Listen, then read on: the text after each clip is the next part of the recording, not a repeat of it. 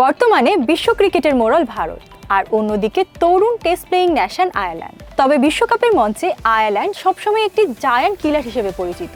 2007 সালে তাদের প্রথম ওয়ানডে বিশ্বকাপে শক্তিশালী পাকিস্তানকে হারিয়ে রীতিমতো হইচই ফেলে দিয়েছিল দলটি। এরপর মাঝে মাঝেই ইংল্যান্ড, ওয়েস্ট ইন্ডিজ, দক্ষিণ আফ্রিকা, বাংলাদেশ, জিম্বাবুয়ের মতো দেশকে হারাতে শুরু করে দলটি। অতি সম্প্রতি মাত্র মাসখানেক আগে তারা টি-20তে পাকিস্তানকে হারিয়ে বসেছে।